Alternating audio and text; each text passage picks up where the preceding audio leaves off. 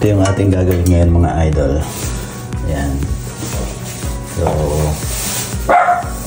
hindi na lumabas yung tubig. I mean, yung water nang galing doon. Hindi na siya nagre-refill. Ayan.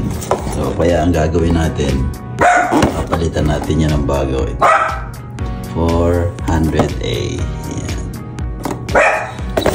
So, yun yung ating gagawin ngayon. So, una syempre, i-drain lang natin yung water. Ayan.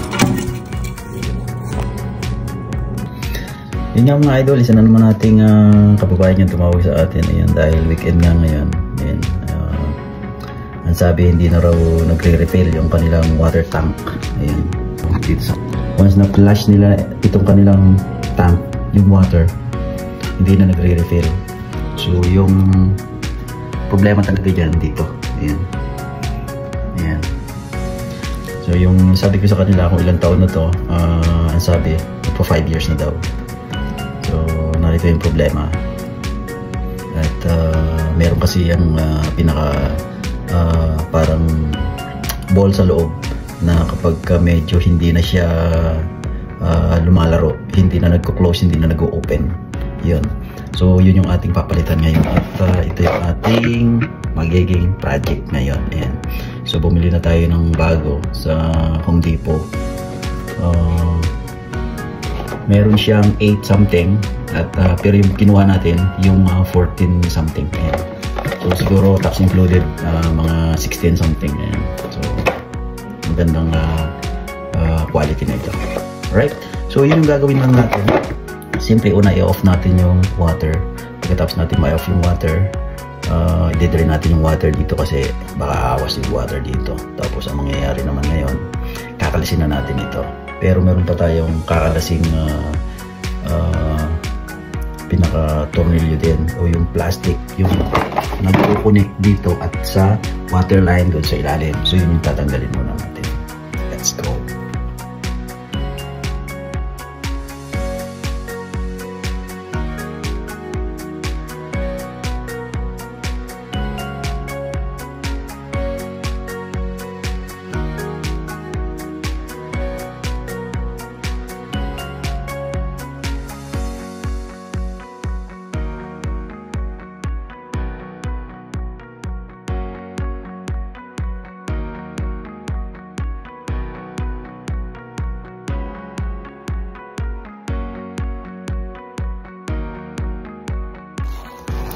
Siya nga matapos nga nating tanggalin dun sa baba, dito naman sa taas yung ating tatanggalin mga idol.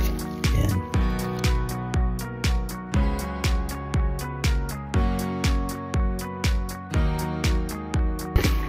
At ngayon naman i-unbox naman natin itong bagong ayan, yung kanilang valve. Ayan. Tulad yung sinabi ko, bibili natin ito sa Lowe's o sa Home Depot ng $14 something. Tax included, abutin ng mga 16. Yan. Yan.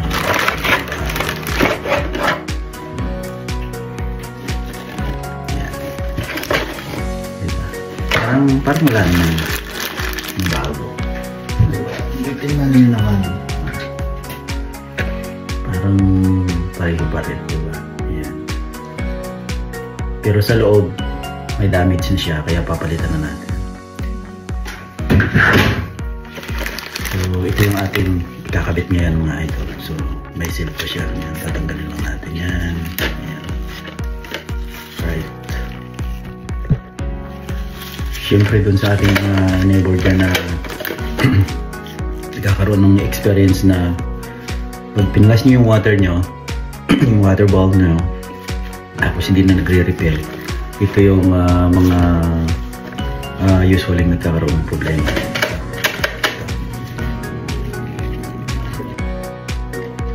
Sino nga matapos na natin may unboxing bago natin kapit yung upset ng mga stick.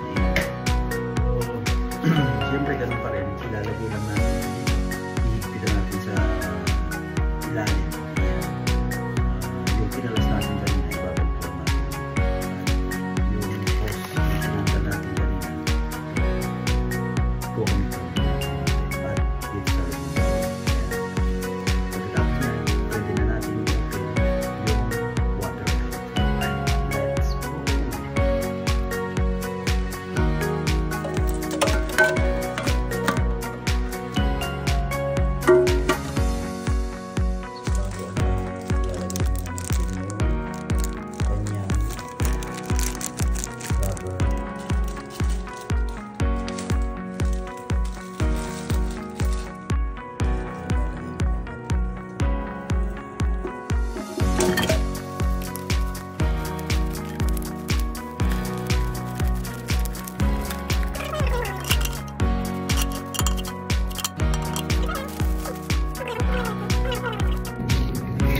nga pala natin ilagay itong mga idol o mga pops at mga momsy, ayan. So, meron kasing level yung water dito. So, yung depende sa inyo kung anong level yung ilalagay nyo dito. At ito naman, adjustable din naman. Depende sa height ng tubig dito sa loob. So, ang gagawin natin dito para humaba siya. Ayan. So, pupush lang natin ito pataas.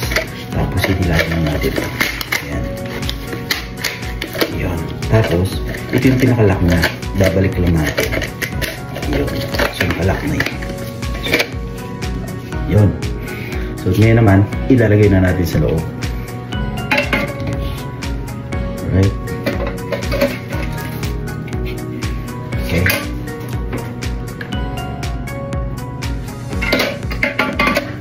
Ayan.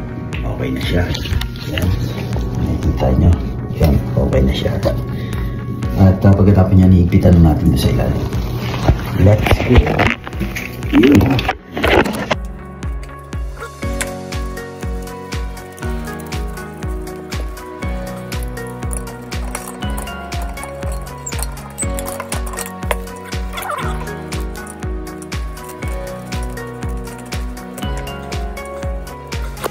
So yun mga idol, okay na siya, naikabit na natin. Alright, ito na nga siya. Ayan. So, titignan natin na yan. Ayan, dito sa taas. Ayan,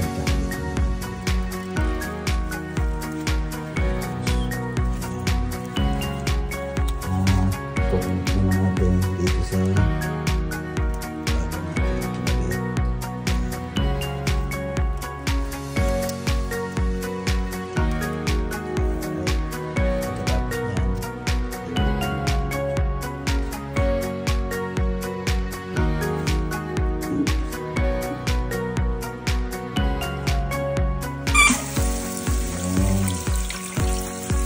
okay na siya. Ayan. Ayan na siya mga idol. Hindi katulad kanina na hindi talaga siya nag-refill. So ngayon, i-adjust din naman natin ito.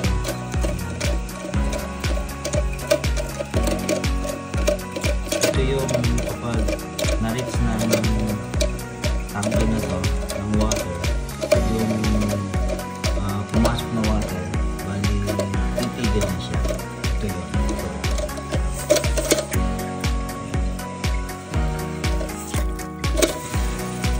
Pag umabot na yung tubig dyan, titigil na yung pagpasok ng water.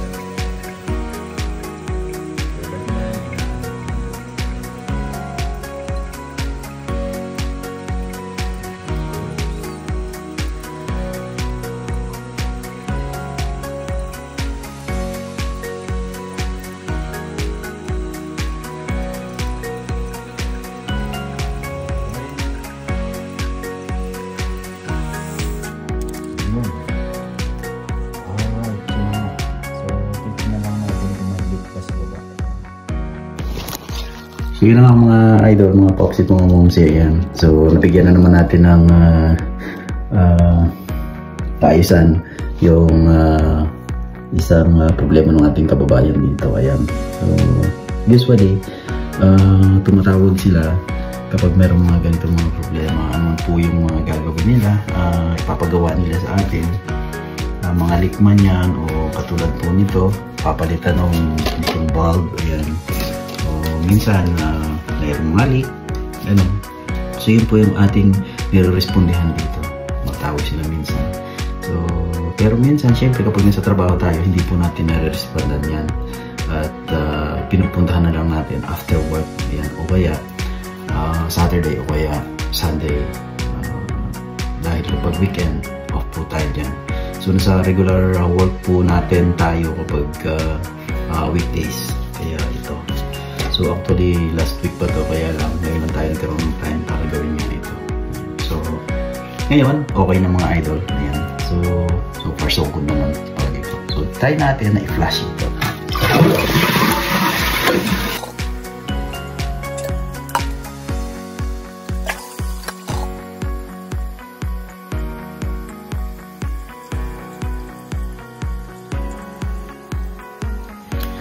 So yun nga mga idol, ayos na. Dahil kanina hindi talaga siya nagre-refill ng water. As in talagang kapag katapos mo mag-flash, wala na. So siguro may pumapasok man pero napakunti. So napansin nyo kanina pagpasok natin dito wala din yung water. So ibig sabihin hindi na, siguro kinlose nila yun o talagang wala na talagang pumasok ng water. So yun. Ngayon, okay na, maliwanag pa sa sikat ng araw na nabigyan natin ng katarungan yung, ayan, yung ating ginawa dito. Alright, so yun mga papsi, mga mamsi, doon sa mga neighbor ko pag nagkaroon po tayo ng mga problema na katulad po nito, tawag na kay Pops. Alright, thank you for watching, bye bye! Siyempre po mula dito sa Corpus Christi, Texas, USA.